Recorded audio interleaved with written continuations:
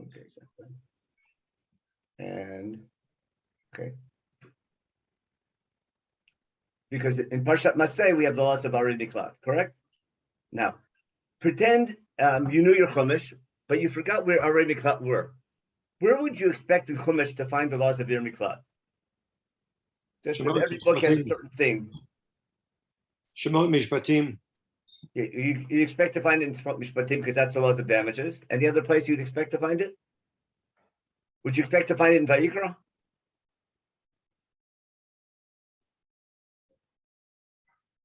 Probably not, correct? How about, would you expect to find it in Bamidbar?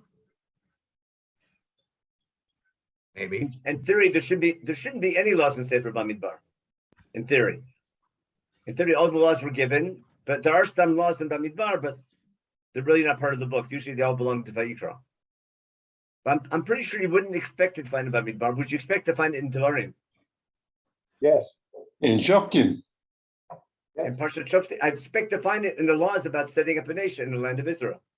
Right. Because most of the laws are in Sefer Devarim about how to set up a country once you come and conquer the land. Laws of Melech, king. Go ahead, Laurie, again. Melech. Oh, maybe it relates to laws of a melech. Okay. In Devarim, we have lots of laws that relate to not just individual behavior, but national behavior. Remember, we have Makom HaShiv Char Hashem in Parshat Re'eh, setting up the Beit HaMikdash, topic for 9 days a little bit. We have Supreme Court laws for Supreme Court, laws for going to war, laws for setting up, our economic system.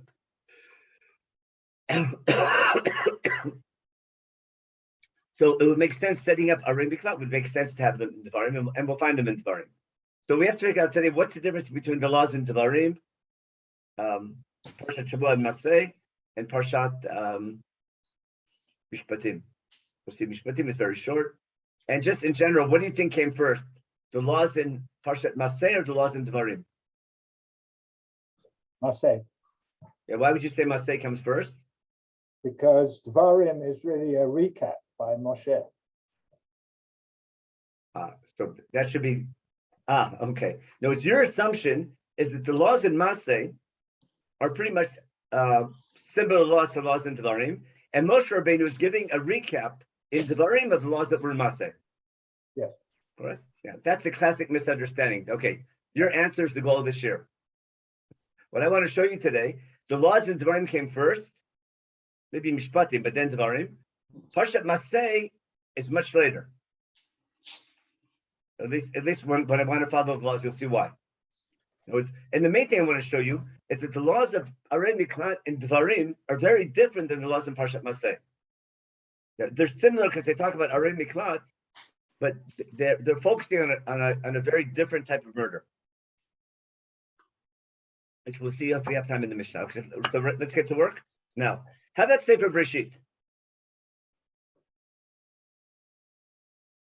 Would you expect to find laws of Arei Miklat in Sefer Breshit? Oh. Okay. Now, are there laws about murder? And are there any laws in Sefer Breshit?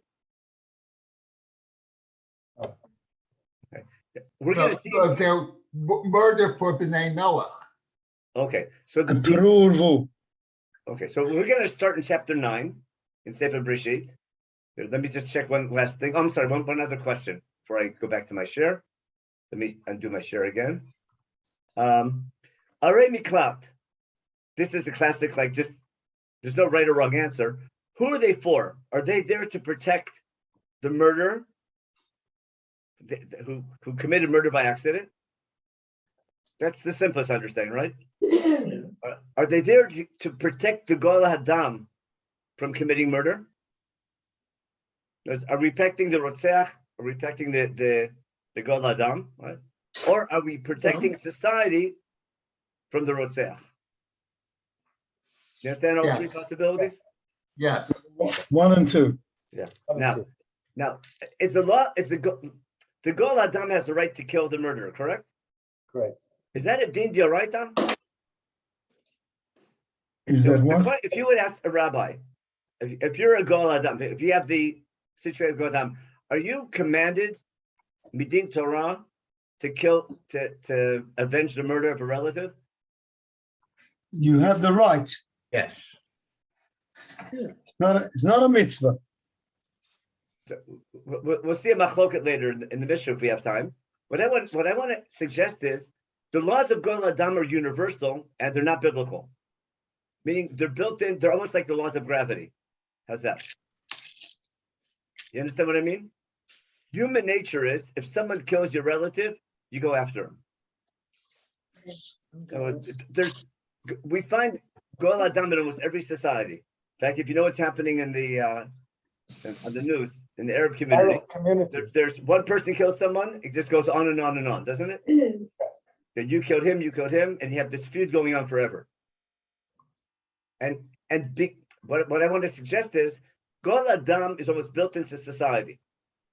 It's the way that people protect their families, and it's part of the nature of human society.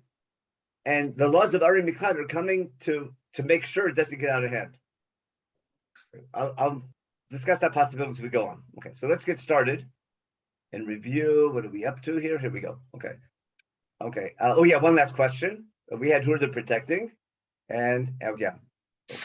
Just one more fun question, and then we'll get started. Let me stop this here one more time. Okay. How many Ari Miklad are there supposed to be? 6 plus 48. Okay, close. Okay, why'd you say 6? 3 and 3. Okay. 3 on the east side, 3 on the west side, and 48 cities of the Levim. It's 42, total of 48. Oh, very good. Okay, so it's 40. It's 48 cities of them, but 6 of them are Ari Miklad. There's 42 cities of them. So Ari Miklad. Did anyone ever hear the shita that there's 9? Yeah. What's the source for that? Is that in Chumash? Devarim. In Devarim. In Devarim says 9? Yeah. Okay, perfect. It doesn't. There will be 9. The Devarim says There will plus be 3. 9 where we get rid of King Abdullah and occupy the eastern half of Palestine. Okay, so we're going to see where 9 comes from. Most of the Parshanim say there's going to be 9, but I want to suggest, we'll see. Okay, now we're ready for a share. Okay, and whoever signed in, okay, we're up to 30 people, so we can get started. Whoever signed in, that was a bit of a stall. Now we can get to work. Okay, so I want to begin with Sefer Breshit. You'll see it's really not important for the share, but it's important for the end of the share. Okay. Oh yeah, are Ari Miklad, are they punitive or purgatory? I hope anyone understands that. Are they a type of punishment being there, or the purgatory meaning they're type what's called kapara? We'll talk about that idea soon. And are Ir Miklad for before the trial or after the trial? You know what I'm saying? Do I run Ir Miklad and then have a trial? Or Yes. do I go to them after the trial? Both. It's 2 different things, right? Both. Before the trial, I want to make sure that the Goel Adam doesn't kill the guy. Right. But after the trial's over, let's say someone killed Bishkaga, okay? And the court finds him not guilty of murder. Does he go to Ir Miklad? Does he return to the Ir Miklad or not? Yes. Yeah. Okay, so we got a lot of work to do. Yes. Okay, so here's our first source. This is from Bnei Noach. And it's after the flood. Yeah, Harold, go ahead. I just want to, everybody who's not on mute, can you please mute yourself? I can do that. If you can do that, I appreciate it. Okay, good. I can mute it. Anyone wants to mute themselves afterwards is fine. Okay, so I'm muting everybody, and then but feel free to come back on afterwards. No problem. Okay. Now, the if we're talking about almost a type of murder, I wouldn't say murder, but after the flood, God sort of starts over again, and then God allows man to eat meat. Remember, but once God allows man to eat meat, you have to kill the person to eat them. And if you can kill another human being, maybe I can kill another. If I can kill another animal, if I can kill other items that were created on day 6, so if humans can kill animals and eat them, then maybe you can kill another animal, another human. Got it? So therefore, right after God says you can eat meat, God says, you can eat Iber min achai. And also, if an animal kills humans, God will sort of hold him responsible. But the main line is as follows: humans can't kill other animals. And then the famous, I would call this is the main law of the Noachide laws. If I'm looking for a law, we always count 7, but there has to be 7 because 7 in Breshit goes hand in hand in creation. But in Pshat, the main law, the main, I guess, chiddush of the 7 Noachai laws, which is in contrast to Puruvu, is what? Shofech dam ha'adam b'adam domei shofech. That's the first chasm in the Bible. Got it? Shofech dam ha'adam b'adam domei shofech. Got it? Why? There's something godly about every human being, and therefore, if you kill another human being, it's a transgression not just against another human, it's a transgression against God. Okay? But God does not like murder. That's clear. Okay, that's the background. We'll see why this pasuk will come to, so to say, haunt us later on. Now, the first set of laws we have as a people comes right after the 10 Commandments, Parshat Mishpatim. We have the laws of Eved Ivri, and then we have a principle, right? Now, I want to suggest as follows. The laws of Parshat Mishpatim are principles and not laws. What do I mean? There's a Masechet about the laws of Parshat Mishpatim called Masechet Nezikin, correct? And it's so big, it's got three gates, remember? Baba Kama, Baba Mitzvah, Baba Batra. Now, I want to bring a proof from the Mishnah that the laws of Parshat Mishpatim are principles and not actual laws. Who can give me a proof? How does the Masechet Nezikin begin? Remember, there's Arba Avot Nezikin, which means there's 4 principles of Nezikin. Remember Abor, the Shor, the Maved, remember all those things? What are they doing? They're all from Parshat Mishpatim, but Chazal are studying Parshat Mishpatim and deriving principles. There's case law. Each case law is going to become a principle that I apply. How to apply the principle, that's going to take some time. But Chumash is setting here principles and not detailed laws. I can't paskin based on the line of Parshat Mishpatim. From Parshat Mishpatim, I could derive a principle, and then from all the principles in Parshat Mishpatim, I go in paskin law. Got the idea? I'll give you an example. Makish v'met mot yumat, that's a principle. Got it? Because this doesn't say intentional, unintentional. You follow? Premeditated, not premeditated. But this principle that if you hit somebody and he dies, mot yumat. Now, if I hit him with a toothpick, got it? Or if I flick his ear and he dies, am I put to death? Or was it? The word maken, it's some type of assault, but I don't have the details, right? I don't know how hard I have to hit him. I can't take this pasuk and paskin from it, but I have a principle that a man is responsible for committing. That if you commit murder, you're put to death. Now, vashir lo tzada, right? But if it was not premeditated, and this is a great line, ve'elohim ina liyado, which sounds like who's to blame? If it was not premeditated, and it's accidental, what's it look like? That God was behind this. So are we blaming God for the murder? In other words, if you killed somebody, not premeditated, but you caused him to die, so what happened? It looks like God caused you to kill him. Okay? And therefore, because God is using you as his tool, what's God going to do? I'm going to set aside a place for you to run away to. Even though God used you to kill someone who should have died, right? I need to give you a place to run away to because it's not your fault, sort of. Remember how Chazal understand this? You kill someone because he's Chayiv Misa, and you're Chayiv Golas, so God causes you to kill someone accidentally. You can follow Rashi on the spot. What I also want to show you here is that the laws here, what constitutes not premeditated? You didn't want to kill him, or you didn't want to hit him. But let's say you wanted to hit him, but you didn't want to kill him. Unclear, right? And what's the does that mean by chance or God wanted it to happen? Unclear. And who's putting the place? Is that referring to Ir Miklat? Or is that the Mizbeach? No. Now, in contrast to what if this is premeditated murder? Then you can even take him from my Mizbeach. Which is that implying that this, but something in Makom is the Mizbeach, which sometimes is called the Makom. You follow? I'm just trying to show you that the laws here in Parshat Mishpatim are principles, but it's very hard to apply. There's too many unsolved details. It's not detailed enough to paskan halacha, but I can derive principles. That there's a principle of you're responsible if you commit murder. If it's not premeditated, you're not put to death. But God will give you a place to run away to. But you can't run away to that place and save yourself if you did it intentionally. Now we'll get to, I want to go to Devarim now. Let me explain why I'm starting with Devarim. Let me stop the share for a second. I think I may have given this share before, but in Sefer Devarim, just a quick review, the laws that Moshe is teaching in Sefer Devarim are the laws that he received together with the 10 Commandments on the first 40 days. Moshe says so in chapter 5. We're going to read it in 2 weeks in Parshat Betchanan.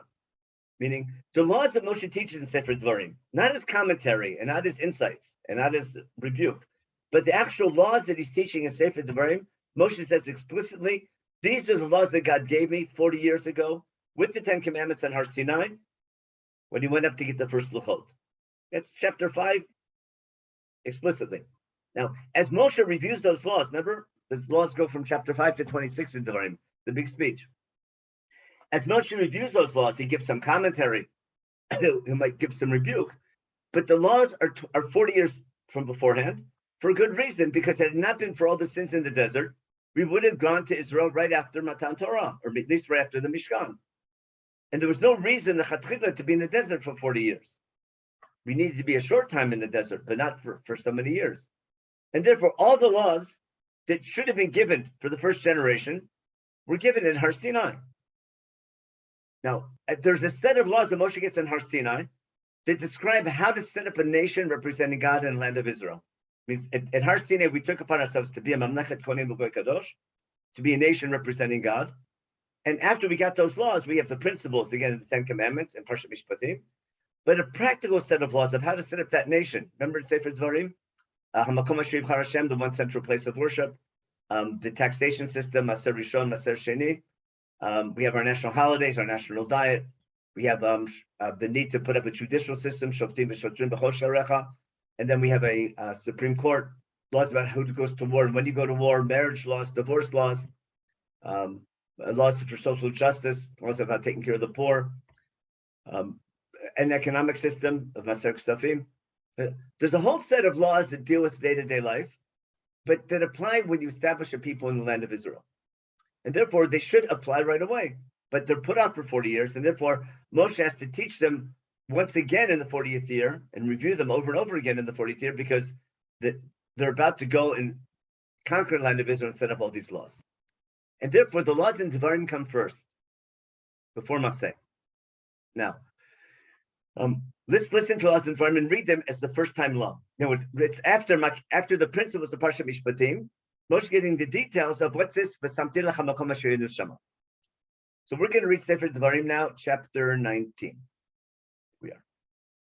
Right.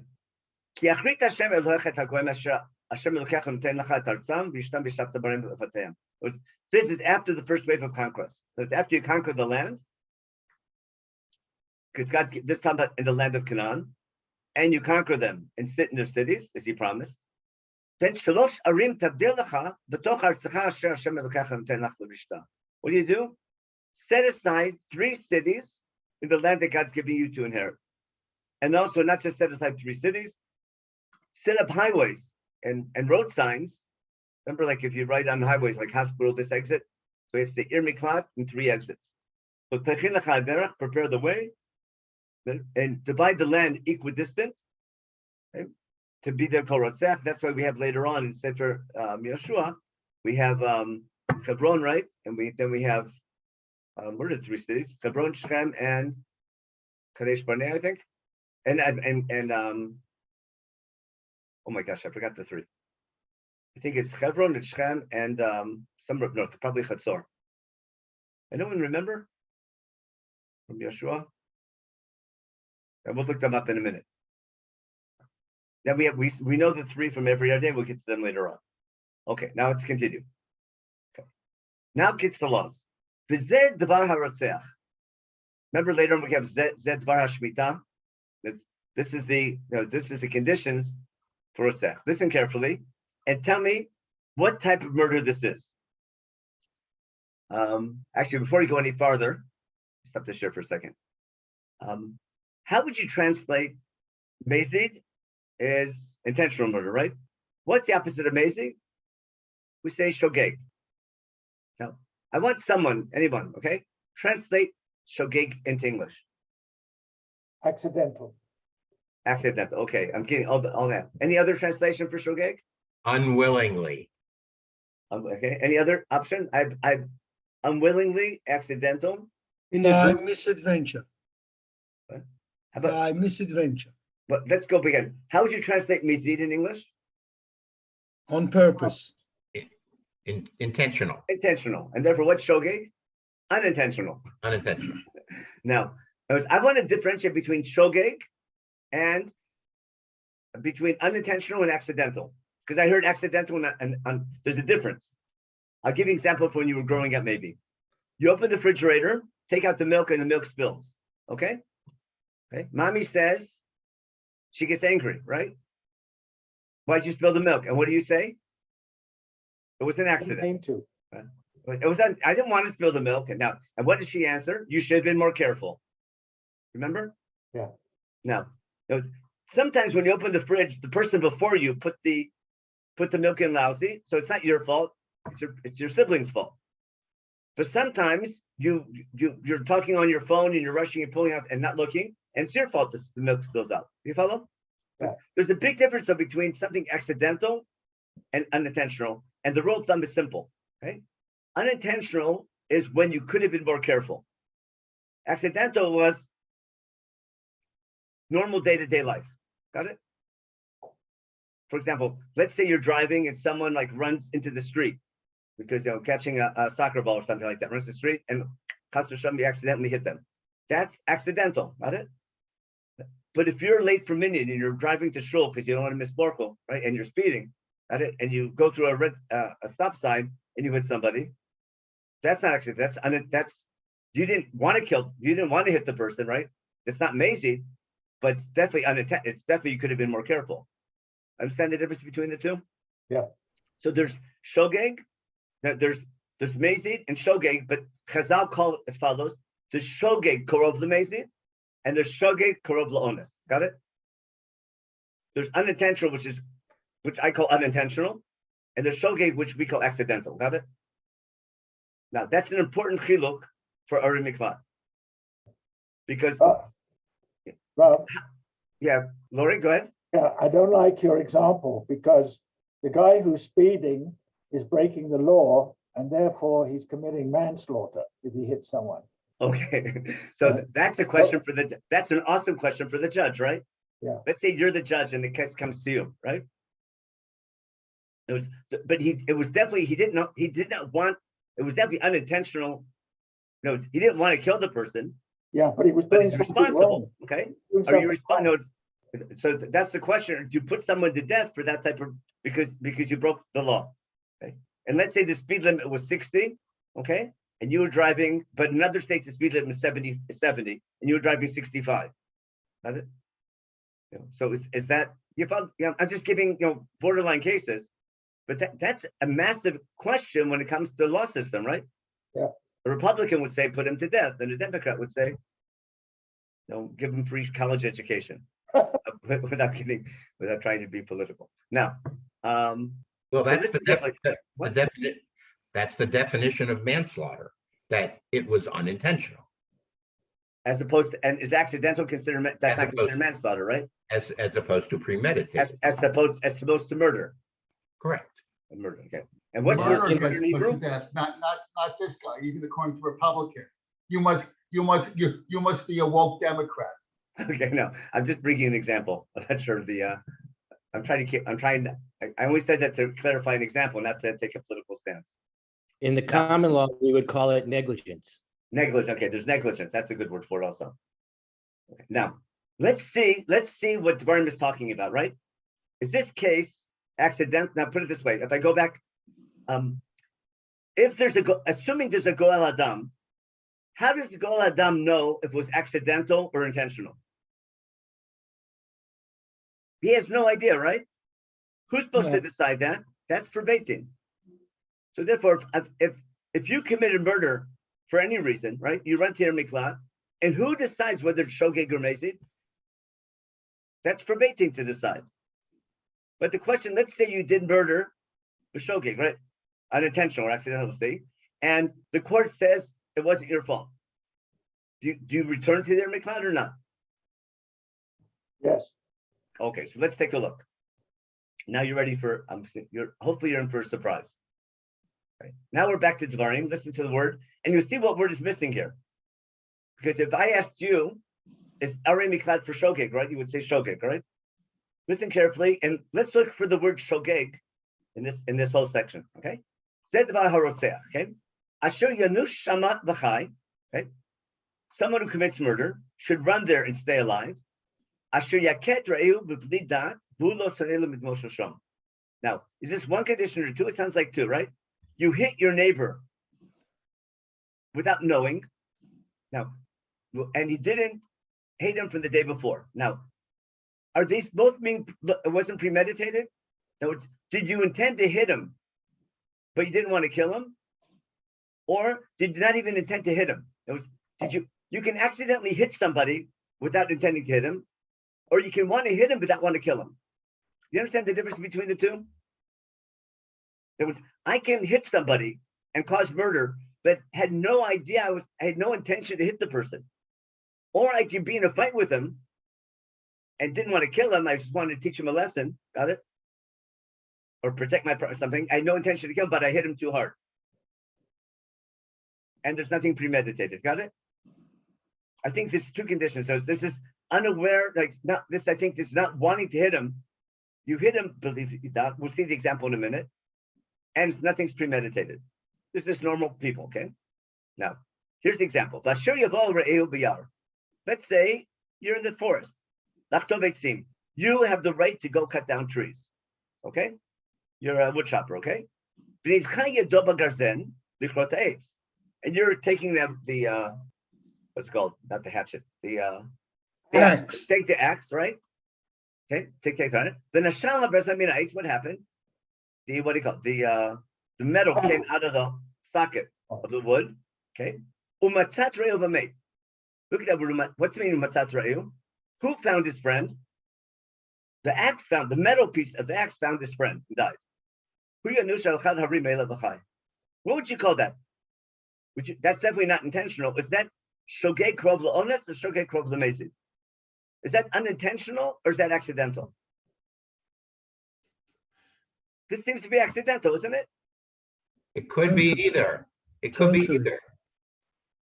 But look, Because it could be either maybe the metal was loose. Okay, and so maybe you should have been more careful, like the milk. Or you should have bought it. You shouldn't have bought it at Walmart. You should have bought it. I won't make fun of Walmart, but you should have bought a high quality Right. axe. No, you bought a cheap axe, or your job was to tighten it. Okay, so that's the question. But or do I assume that things like this happen? Accidents happen. You know, no matter how good you make it think, sometimes the metal falls off. That's the question: how careful you have to be. There's definitely. Maybe you could have been more careful, but that's unclear how much more careful you could have been.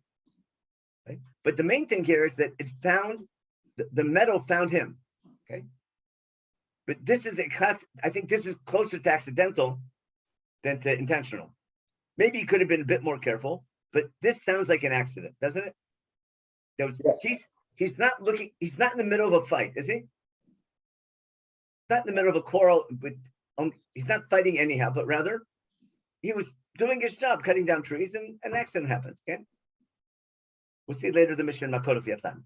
Pay your dovku al adam et harotzeach. What will happen? Because what happens because of human law?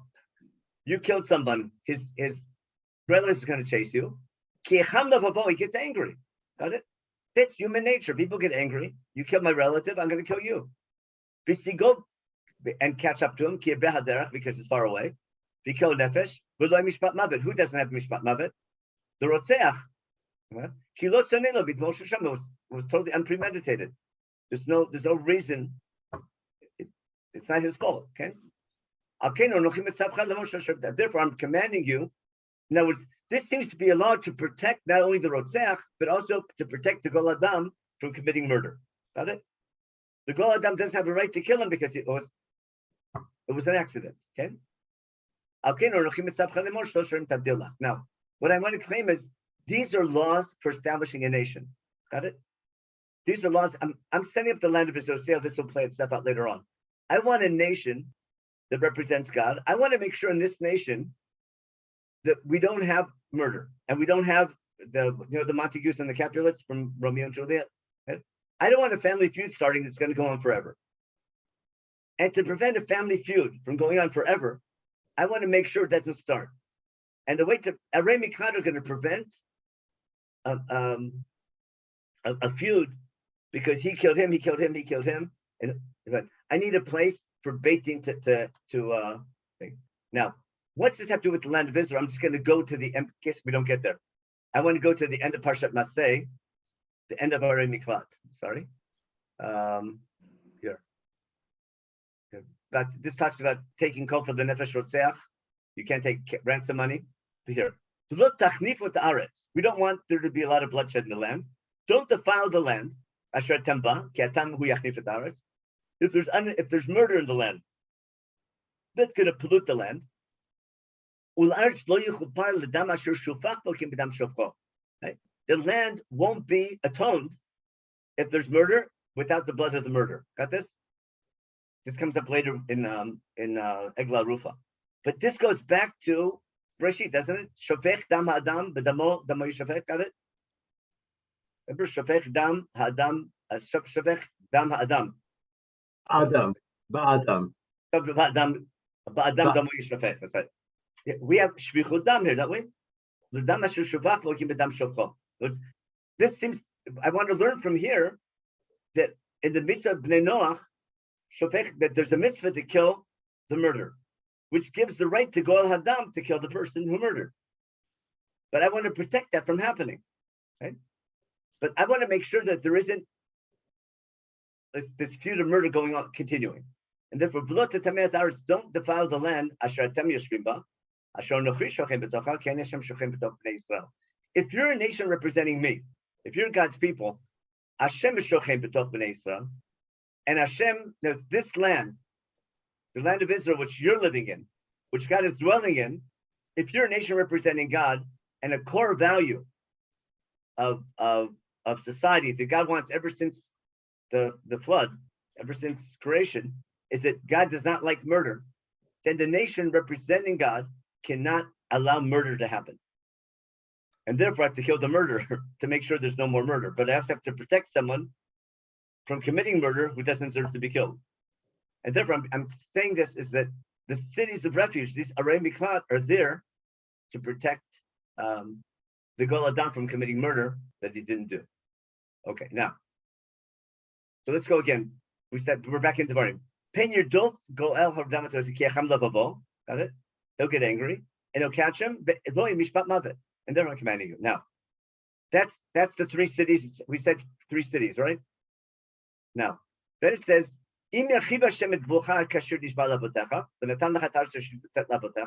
should God widen your borders? Now, what borders are we talking about? If these laws are given now in the 40th year, we're talking about 9 cities, right? But if these laws were given when at Har Sinai, when the original plan was to conquer Israel from the south, remember? The way the Meraglim went. And first take Eretz Canaan and only later to take Evar Yarden. Names of the cities of refuge. Yeah, got it. So, Im Yachiv Hashem et Vucha Kasher According to Yisrael. Wikipedia, the Okay. Bible names the 6 cities as being cities of refuge: Yeah. Golan, Ramoth, and Bosor on the east, Mute Leibtag, yourself. the Jordan River, Oh, I'm sorry, and wait a second. Kadesh, Shechem, and Hebron on the Okay, western. that's someone hit the right translation. side. 1 second.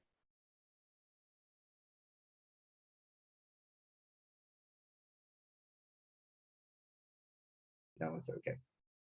Wait a second. I have to unmute myself. 1 second. I'm share my screen. And okay, we're good.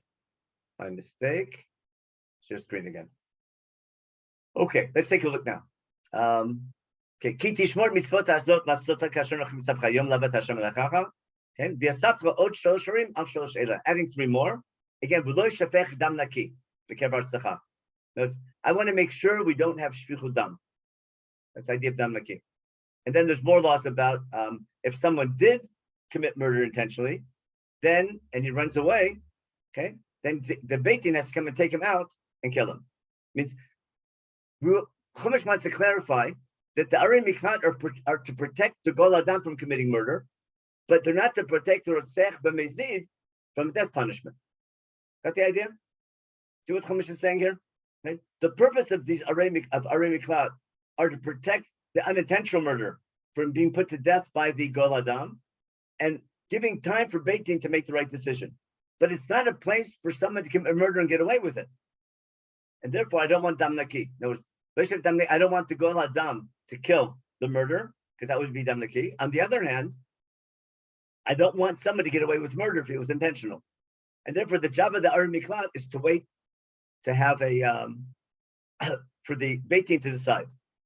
Now, if this is a case of unintentional murder, okay, and this is a case of, I want to say as follows.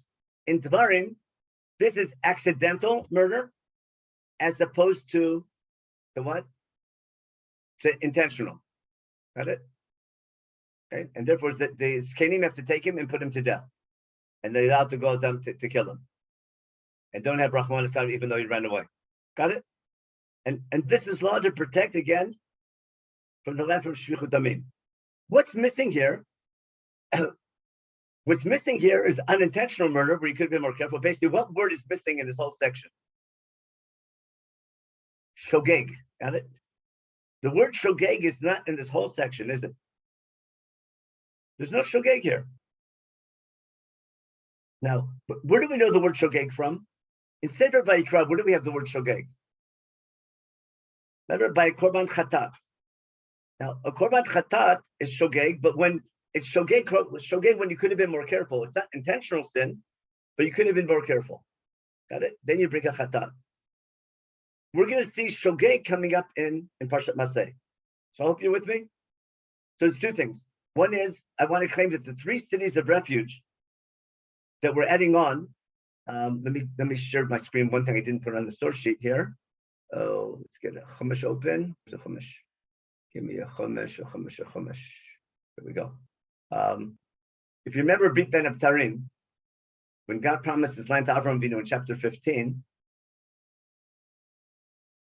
God promised, in Pasuk Yudchet, on that day God made a brit with Avram. I'm giving you the land from the Har Mitzrayim to Nahar Prat. That's the widest borders of Israel between Egypt and Mesopotamia. But it includes primarily the land of the 7 nations. There's the 10 nations that are becoming 7. But there's the land of Canaan in the middle, which is the land that God promises in Brit Milah. And then, should God expand your border more than Eretz Canaan, that makes, you can take the Negev, you can take south, you can go to the Ever Yarden to the east, you go into Lebanon a little bit to the north. But you don't take over Egypt and Mesopotamia, but you go up to Egypt and Mesopotamia. So God's saying now, should he widen your border like he promised Avram Avinu and Brit Ben Abtarim, even more than Eretz Canaan, but land between Har Mitzrayim and Nahar Prat, then you have to add 3 more. So what I want to suggest is that maybe the laws in Devarim are from before, are originally given before in the first year, when the original plan was to take 3 cities in Canaan and afterwards 3 cities in Ever Yarden. But it just so happened, because of the 40 years and the whole and taking Ever Yarden first, that it turned out we took the extra 3. We took the extra 3 before the first 3, and therefore we'll see that the extra 3 don't count until we take the first 3. We'll see if we have time. We'll get to that soon. Now let's see what happens in Parshat Masei. We hit the wrong share. Okay, let's get back to my source sheet. This one. Okay, let's take a look. Let's get to Parshat Masei. Okay, listen carefully to the wording now in Parshat Masei. Now, Parshat Masei, the topic is, or Parshat from we have all the Masot. Let me just do a quick review. There's my mistake again. Let me go back to the different share. I want to share a chumash with you here. Let's do here. Let's do a normal chumash, and let's take a look at Sefer Devarim. 1 second. Here we are. I want Devarim. I want Bamidbar. Okay. Here's Bamidbar. In chapter 33, we have Parshat Masei. Okay, at the end of Parshat Masei, what do we have? We have a mitzvah by Davar Shem B'Shalemor. Okay, an Arbot Moav. Ki atem obrim et Yarden el Eretz Canaan. You're going out from the Jordan. This is in the 40th year. Vorashtem b'kosh ve'aretz v'ibadatem et komas giltam.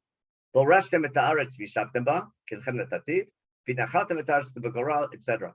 This is the commandment to conquer the land and parcelize it based on population. Chapter 33. Chapter 34. These are the borders of Eretz Canaan. Got it? This is the land we get the borders of Eretz Israel. The second half we get, these are the people going to parcelize the land for you. One for a leader of each tribe to give out the land. Okay. Now we have conquering the land, dividing it up. And the next topic is going to be Arei Levi'im. Okay. The 42 cities of the Levites. Okay, got it? From every city. And then we get the laws of our Miklat. Got it? This and with the laws of Bnei Yosef and the finishing the laws of Nachalav of Bnot Tzofchad. So basically, the end of Sefer Bamidbar is getting the new generation ready to go into the land. And because I mentioned giving up Arei Levi'im, I'm also going to mention now the laws of Arei Miklat, but laws that we don't have in Sefer Devarim. Let's take a look. Okay. So again, this is the end. These are a set of laws about setting up a nation in the land of Israel in the 40th year.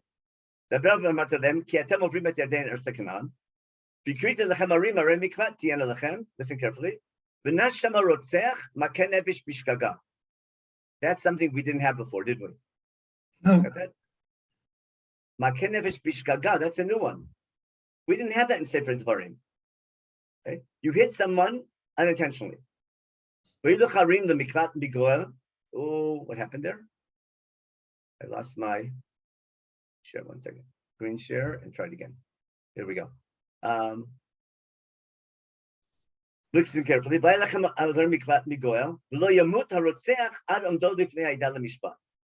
Meaning, I'm afraid that if you hit someone bishkaga, the Goel Adam will kill you, and therefore we have to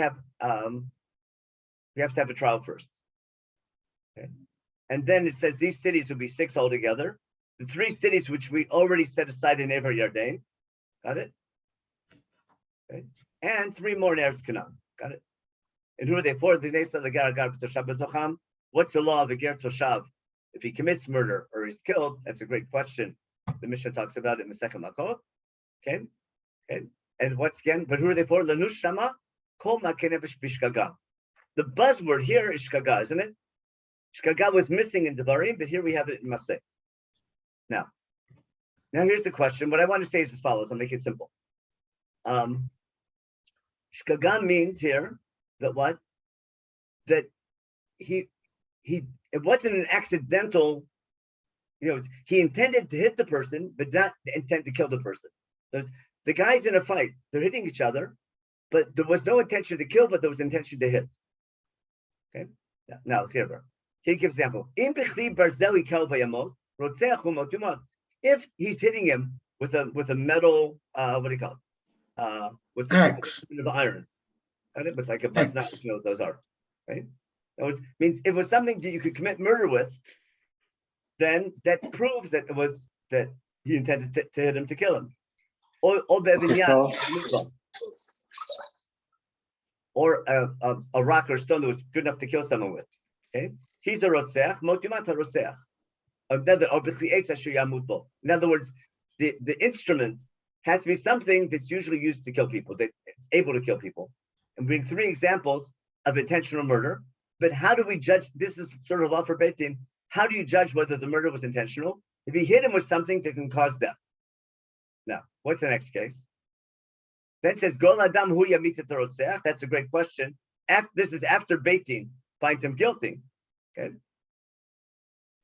Then he can, or it could be that should this have been the case and the Gol Adam found him when he met him, then he's allowed to kill him.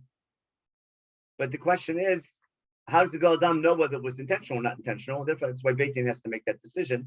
So ideally, he should run away to their mikvat, and Beit Din should find him guilty. The question is, once Beit Din finds him guilty, is the death sentence supposed to be executed by the Gol Adam? Again, that's a sugya in Sanhedrin and in Makot. Okay. Now, first we're talking about the instrument that causes the murder, which is the proof of Bezid over Shogeg. Okay. or bisina that's premeditated, or he's hiding and waiting for him. It was either he hated the guy before, or he was waiting for him, sort of to catch him. Okay, that's a proof of intention. Or beivai kal biado, or hitting him like right out of anger, and he dies. Again, rotzechu gol adam yamit et rotzech b'figabo. Now, so these are all cases first of intentional murder, and I need intention both as far as the instrument that I hit him with, and premeditated. And what's called unreasonable cause. There was a what's the word for that in trials when you hated him beforehand? There's a reason. There's one word that says it. Motive. Well, yeah, there's a motive. That's it. There's a motive behind it. Now, here's the opposite. Listen carefully. In other words, it was suddenly he hit him, but he intended to hit him, but not to kill him. Got it? He threw. You get angry at someone, like you throw a dish at them. You throw your, you get angry at somebody and you throw something at them. Now, you didn't want to kill them, and this wasn't planned at all, but you wanted to hit them. That's what I want to clarify. The case in Devarim, I had no intention of hitting the person. I was chopping down a tree. So maybe I was negligent, but I had no intention of hitting that person. We were not in a fight. Here we're talking about a hothead. Got it? Now, he didn't want to kill the guy, but he wanted to hit the guy. Got that? He hit him, but not premeditated, but he wanted to hit him. Or he threw something at him, not planned. Or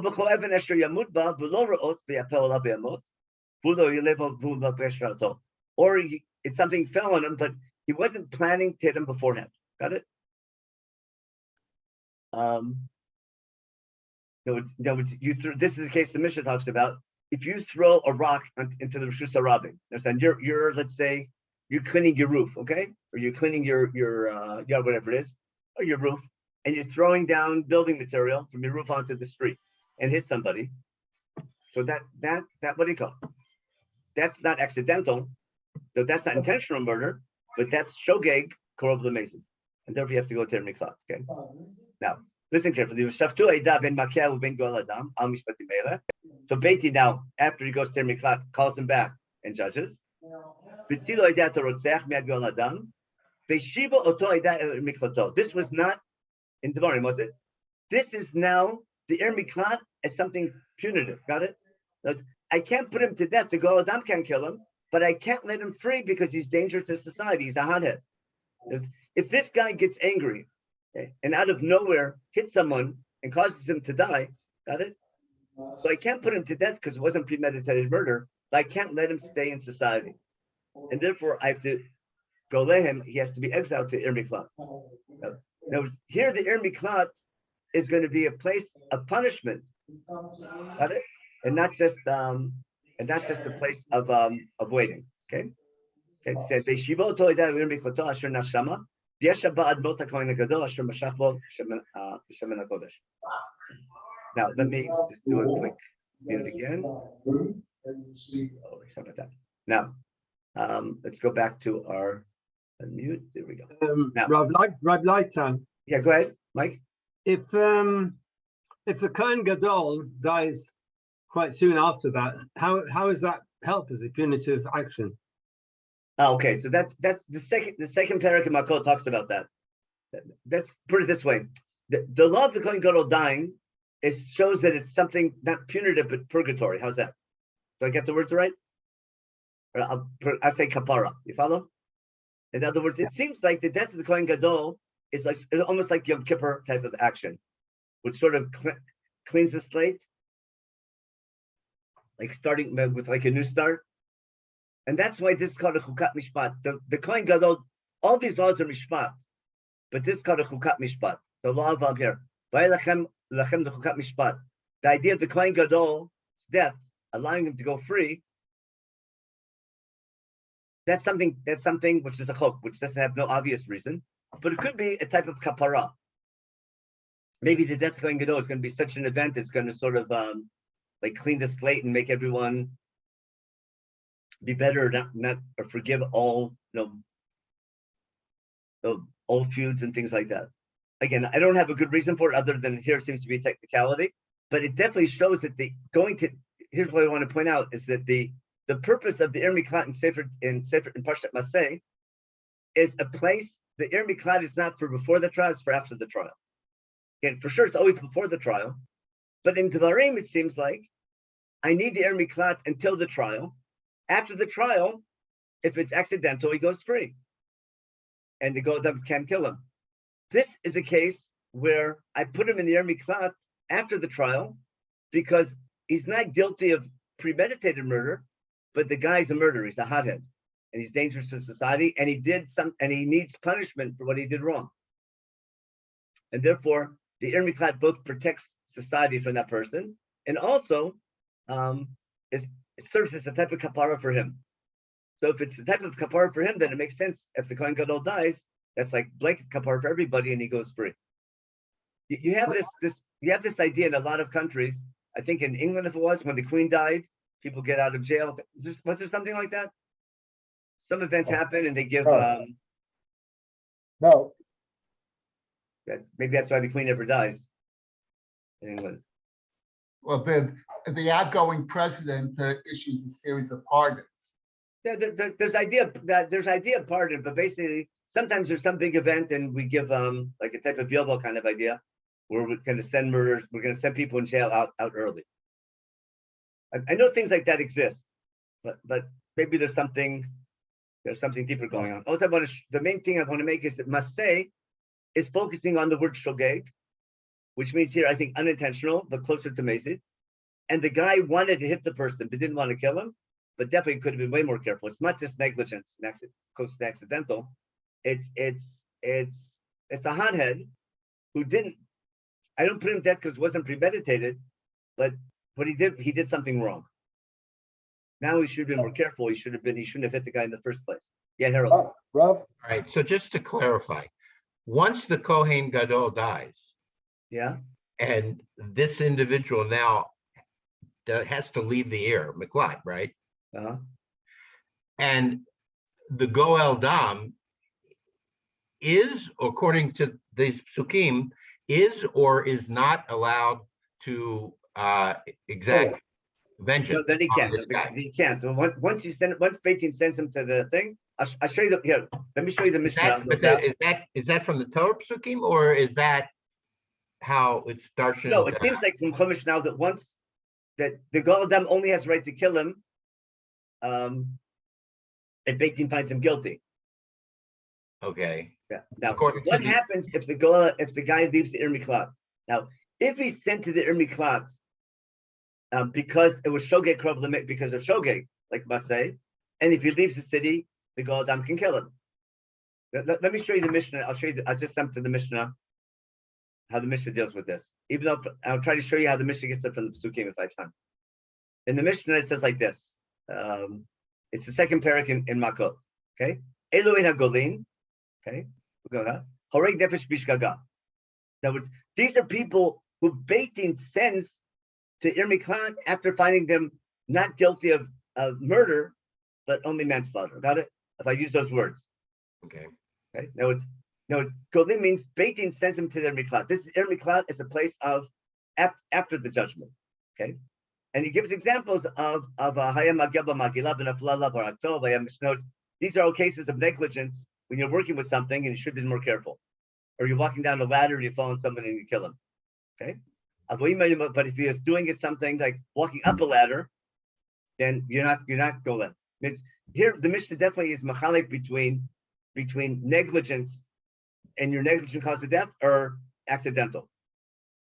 Okay, notice if it's negligence, you're sent to an Ir Miklat. If it's accidental, you're not sent to an Ir Miklat. Okay. Okay.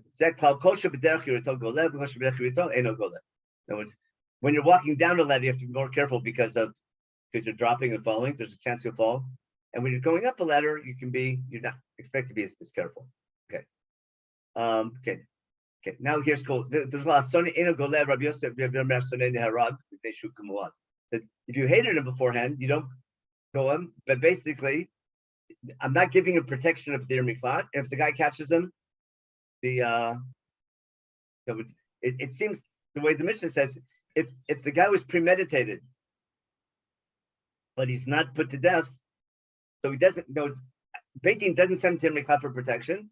And therefore the Gol Adam, he has to hide basically from the Gol Adam, and the Gol Adam has the right to kill him. And Rabbi Yossi Ben Yehuda says, the Stonei Mitbol is always the right because he's Muad. He doesn't have to be warning beforehand. The Mishnah talks about whether it's Afasra or not, whether to put someone to death, how much you need Hatra'ah. You have to warn him.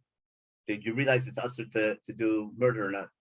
But the question, do you need Hasra in the cases of someone committing murder? Okay. Rabbi Shimon says, Yesh Tonei Goleh, Yesh Tonei She'eino Goleh. Is that klal? Koshu Yachol Lomar L'dat Harag Eino Goleh. Okay.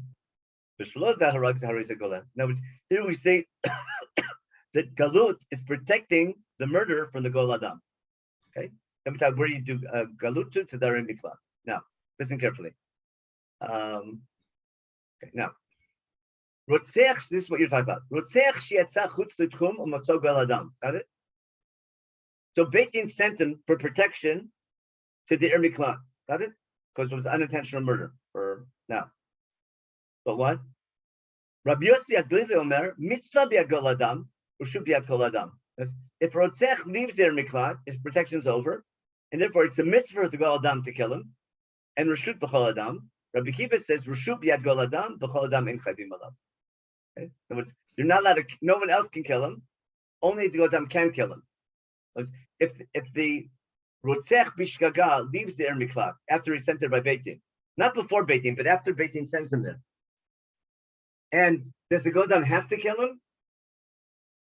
And if anyone kills him, it's permitted, or no one can kill him except the Gol Adam, and the Gol Adam can but doesn't have to. You understand the machloket with Rabbi Kiva and Rabbi Yossi Aglili? It's amazing machloket about what right now. You know what they're arguing over? Over is Gol Adam a din d'oraita or a din of humankind? Got it? When Chumash says Gol Adam hu yamita terotzeach, is that saying that's a biblical law, or is it saying that's the way of nature? Is that saying the Gol Adam must do it, or the Gol Adam can do it? That's the argument of Rabbi Yossi Aglili and Rabbi Kiva is how to understand the pasuk of Gol Adam hu yamita terotzeach. I think it goes back to, is Chumash being mechadesh something, or is Chumash saying you that's the way of nature? But the premise doesn't make sense. The guy doesn't, his punishment should not be death. He did this b'shogeg, right? He should not be put to death. It doesn't make sense to me that a Goel Adam should be given the right or the obligation to put this Rotzeach to death when the Beit Din concluded he doesn't deserve. That's not the proper punishment. Exactly. Your question is the reason I'm making this chiluk between Devarim and Masei. What I'm claiming in Masei, it wasn't intentional enough to put him to death by Beit Din, but the guy deserves to die. Right? That's game. Makesh v'met mot yumat. If I go back to the principle of Mishpatim, Makesh v'met mot yumat. If you cause the death of another human being, let's go back to the beginning. Shofech dam adam b'dam adam shofech. Shuto shemikra. If you cause the death of another person, we put you to death. We don't talk about intentional, unintentional, etc. Got it? Now, what's happening? Chumash is giving a place of refuge where you're protected. Got it? But the principle is, you killed someone, you need to be put to death. But instead of death, you can have it in miklat. Now, if the guy was premeditated, intentional, I can't let the miklat allow murders to get away with murder. And therefore, if it's intentional, premeditated, Beit Din puts him to death. But if it's not so crystal clear, Beit Din sends him to the Miklat, and that protects him from the Gol Adam. But what we're saying is, Mikar Adin, the Gol Adam has the right to kill him, but the Miklat protects him. You understand the difference? That's why I built from the beginning. Those opening psukim from Breshit and from Shmot seems to set a principle. If you killed somebody, you should be put to death, even if it's unintentional. Again, not accidental, but unintentional means you wanted to hit the person, or you were totally negligent in something. You caused the death of another human being, you should be put to death. But what? Beit Din can't do it because it's unclear. Therefore, what's the solution? Ir Miklat. And Ir Miklat protects you. But the second you leave your protection, no, that's why Ir Miklat is almost equivalent to being put to death. Yeah, but the protection is temporary until when the Kohen Gadol dies, it's, Again, that question is great no matter what. That question is what does the death of Kohen Gadol have to do with that punitive measure? The only thing I can think of is like Yom Kippur, where there's some type of kapara, like blanket kapara, that the death of Kohen Gadol is such a like terrible experience for the Jewish people that his death is kapara for everyone. It causes people to feel so sad. We'll start over from scratch again. all I'm saying, it's hard to Rob- reconcile all this through Rob- our modern perspective. Oh, but it's very difficult, modern, for sure, because we don't understand this idea of a Kohen Gadol and kapara and all these ideas. But I'm just taking Yom Kippur, the idea that Yom Kippur gives blanket kapara for sins, and the Sir Lazazel.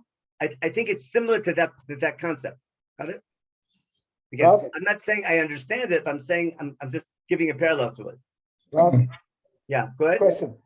What happens to the Goel Hadam if he gets the guy before the Beth Din or after the Beth Din?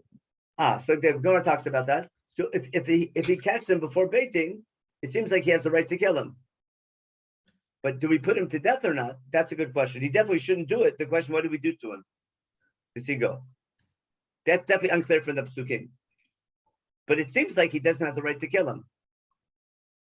But if he does, that goes back to the key question: is Gol Adam built into nature?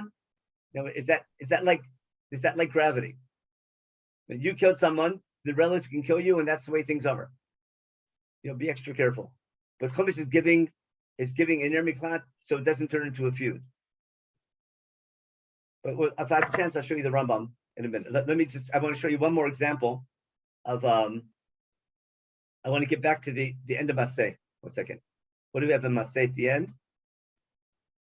I was showing you that this shit here, the main thing I want to point out, and that's hopefully, I'm assuming it was a bit of Kiddush for you, is that the laws in Devarim are what I call Rotzech Karov, an unintentional, close to accidental. Got it? It's accidental murder, maybe a drop of negligence, but there's no reason to go to Dir Miklat because he didn't intend to kill him, and therefore he doesn't need any type of punishment. And the case in Masei is where the guy deserves to die. He's a Rotzeach, but it's Bishgaga, and therefore Beitin can't put him to death, but I can't let him walk free. And therefore, even though he deserves to die, he has a, what do you call it? He can sort of stay alive if he stays in Nir Miklat, or till the Kohen Gadol dies when he's in Nir Miklat. But if he leaves Nir Miklat, the Goy Adam can kill him. That's different than the Rotzeach, the accidental Rotzeach. The Goy Adam doesn't have the right to kill him, especially once he went to Nir Miklat and came to Beit Din. That's what I'm saying. That's what I'm saying. The word the Mishnah uses, goleh, is not the galut is what Beit Din sends a person to, and therefore Beit Din decides if it's mazid mamish premeditated, you put him to death. But what do I need? I need something for, if you know Sanhedrin, it's very hard to put someone to death because you need 2 Adim, you need Hasra. There's so many, it's almost impossible to put someone to death midin Beit Din if you follow some Masechet Sanhedrin. But I can't let people get away with murder. And therefore, it seems like the Ir Miklat is there as a type of a jail for someone who committed murder, but Beit Din can't put him to death. And that's why Arei Levim, because it's a type of chinuch kind of setup. Now, if the only thing I can think of the Kohen Gadol idea of dying is that if their miklat is not just punitive, but it's also rehabilitative. Got it? And that's what I'm saying. Who after the trial's over, who do I send to an Ir Miklat? Someone who's a bad person. Got it? That's different than someone who accidentally kills somebody. If someone, like, you're allowed to chop down a tree, and you're allowed to drive your car and things like that, but accidents happen. So maybe there's a drop of negligence. But if Beit Din shows there's no premeditation, no intention to hit, you're not a hothead, it's just what's called bad mazel, and you killed someone, okay, you go free in the Beit Din, and the Kohen doesn't have the right to kill you. But if you're someone who is a hothead, right, and you're in a fight, and you cause the death of somebody, and it's shogeg, but it's korov the mazid, then maybe I can't put you to death by Beit Din, but you deserve to die. And therefore, you need to send to Ir Miklat as a again, both punitive and purgatory. It's both. It's also a punishment, but also the person needs kapara. So it could be that once the Kohen Gadol dies, the rehab sort of is over, and then I can trust the person. He won't commit murder again. That's the hope, and that's why you put him in Ari Levin. Now, there's great questions in the Mishnah. What happens if you commit murder in an Ir Miklat? Then since you go from one shkuna, one neighborhood to the other neighborhood in Ir Miklat. There's all these great questions that come up, but we have to stop it. We have 2 minutes left. Let me just finish get to this emphasis I want to return to. Okay. And if he if he leaves the Ir Miklat, got it? That's the machloket Rabbi Akiva and Rabbi Seglili, right? Whether this Gol Adam is a mitzvah to kill him or is allowed to kill him. Everybody, but that's the okay. He's allowed to go to his Eretz Chatzos. Okay. Now that's why we call this. It's not just mishpat. It was. There wasn't the law of going through when the Kohen Gadol dies. It would all be mishpat. But now it's the chok mishpat. Got it? There's a chok in the mishpat of Rotzeach, and then what's the? I want to summarize now the principle. You need 2 edim to kill them. 1 eid echad can. Now that's another reason why I need it. What happens if there's an eid echad who saw the guy commit murder? So Beit Din can't kill him, but I can't let the guy go free. Therefore, I need the Ir Miklat. Now, and therefore I can't take kofar. I can't take ransom money for Rotzech who should be put him to death. I can't take ransom money for someone who should go to an Ir Miklat and doesn't want to go to Ir Miklat. He has to, what do you call it? He has to stay in his Ir Miklat until the Kohen Gadol dies. Now, what's the underlying principle? The underlying principle of all these, I don't want a nation where people get away with murder. Got it? So on the one hand, if a murderer commits murder, I don't want to go with them. I don't want to start a family feud because of accidental death. And then they'll be after each other, all the family feuds. Therefore, the Ir Miklat is going to protect from a hadhead Gol Adam committing murder. On the other hand, someone who commits murder, I don't want him, and the fact I can't put him to death, I don't want him to get away with murder. Therefore, I need the miklat to keep him out of society and to make sure the people are more careful. That's when I know that I might be exiled, even if it's unintentional, that's going to make me, what do I do to make sure that people are more careful and can't say it was an accident? So people need to know that if they unintentionally commit murder, there's also going to be a punishment. Even though Beit Din can't put them to death, their whole lives are going to change because they can't go back home. They have to stay in that Ir Miklat. And therefore, all these laws are going to make sure that that murder doesn't become a way of life. Again, just look at the news and what you have in the what's called the Chevra Aravi. There's this guy kills someone, this guy kills somebody. It goes on. Everyone's getting back at each other. The second that happens, that can't be a nation representing God, and therefore I can't pollute the land that God's giving you. Got it? Again, and that's a beautiful ending for Sefer Bamidbar because the goal is not just living in the land of Israel, living in the land representing God. And if the core mitzvah after the flood, which God makes for all humankind, is that God doesn't tolerate murder, then the nature of life in the land of Israel has to be one where murder doesn't take place, where human life is important.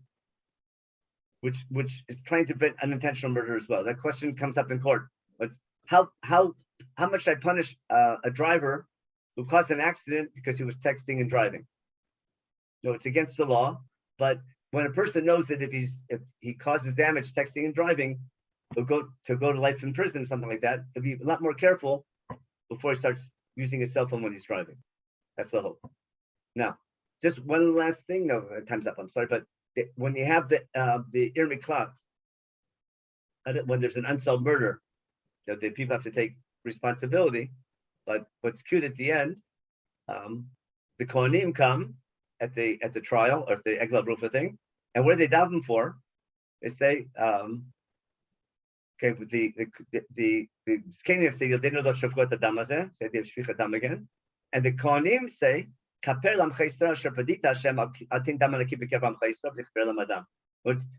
needs kapara when murder is committed, even though unintentionally. Am Yisrael needs kapara even for unintentional murder. Okay, and we want to get rid of dam laki from our land, and we do though by doing yashar b'nei Hashem.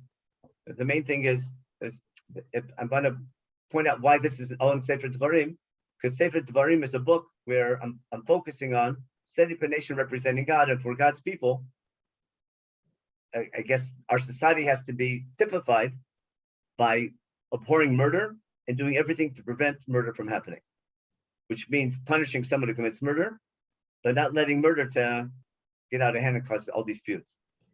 This one at the very end of the Mishnah in Makot, there's something really cute. I want to show you. Let's say Rotzeh goes to Nir Mikvat. Listen,